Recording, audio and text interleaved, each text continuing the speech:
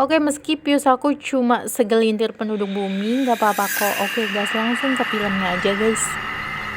Saya membutuhkan baju yang ia pakai paling tidak sekali, yang tidak dicuci, seikat rambutnya, dan barang yang paling berharga buat dia. Begitulah yang diucapkan Pak Dukun ini guys kepada Pak Sutri ini. Lalu setelah peti dibuka lagi, berubahlah di dalamnya menjadi boneka. Jeng jeng jeng. Lalu Pak Dukun ini pun menyuruh wanita ini melihat hasil karya jahitannya yang ya minimal rapi sih please. Pak Dukun bertanya, bagus tidak? Wanita ini nampak tak tahu harus menjawab apa. Lalu dari kejauhan suaminya menyahuti, itu hanyalah boneka bodoh yang mahal. Kenapa gak bikin anak lagi aja sih mereka? Oke. Tapi si dukun terus membujuk wanita ini untuk menyentuhnya. Ketika tiba-tiba benar saja boneka itu berubah menjadi anaknya guys. Gila kehebatannya mengalahkan perdukunan di Indonesia ini mah. Wanita itu langsung memeluk boneka itu yang dianggap anaknya dengan sangat bahagia. Sang suami yang melihat istrinya kegirangan itu lalu mendekat. Apakah istri aku udah gila nih, pikirnya. Sang dukun juga menyuruh laki-laki ini menyentuh tangan boneka itu, dan tiba-tiba sekilas berubah menjadi anaknya. Ia kaget dan menyuruh istrinya meninggalkan boneka itu, tapi istrinya malah melunasi untuk membayar boneka itu hingga menjadi miliknya. Kini tabungan mereka habislah sudah, padahal kan bikin anak itu gratis. Peraturannya adalah bahwa boneka itu tetap bisa terlihat sebagai manusia apabila ada di dalam rumah. Kalau dia keluar, dia akan berubah menjadi boneka lagi. Sang suami yang mendengar itu pusing, begitu banyak aturan dan beban pikiran, padahal cicilan dan uang makan aja udah bikin dia stres. Pak Dukun berkata lagi dong bahwa tidak boleh bermain lebih dari 1 jam. Mereka itu harus dimasukkan lagi ke dalam peti. Jika tidak, lama-lama ilusi yang kamu lihat akan terasa sangat nyata dan bisa membuatmu melupakan duniamu sendiri.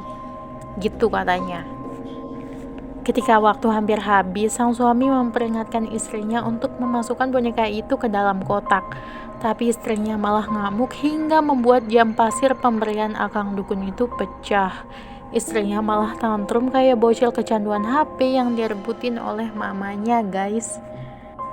Pada suatu pagi yang cerah, nampak wanita ini karena udah gak waras, ia menyuapi boneka yang ia anggap sebagai anaknya itu. Suaminya yang merasa frustasi melihat istrinya yang tidak pernah tidur semalaman gara-gara bermain dengan boneka itu.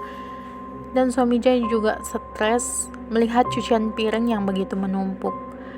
Suaminya pun berpikir, kayaknya aku salah deh milih istri, karena seumur hidup itu terlalu lama.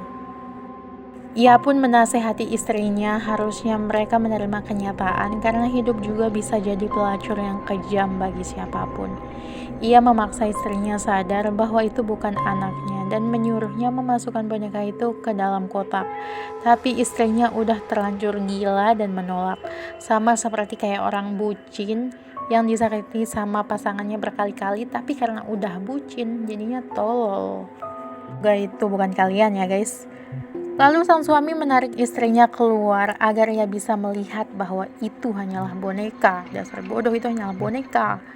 Tapi guys, ternyata istrinya juga berubah menjadi boneka. Sang suami shock berat dengan kenyataan hidup yang ia hadapi kali ini. Situasi anjir apa bejir sih, katanya gitu.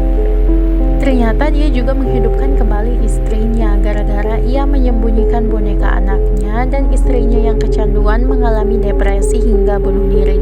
Dari sanalah ia sadar, tapi karena ia kecanduan, ia juga bernasib sama seperti istrinya. Ia menolak sadar. Nah, akhirnya ia memilih hidup bahagia dengan ilusi istrinya itu. Apakah ini bekerja? Tidak ada yang meminta uangnya kembali.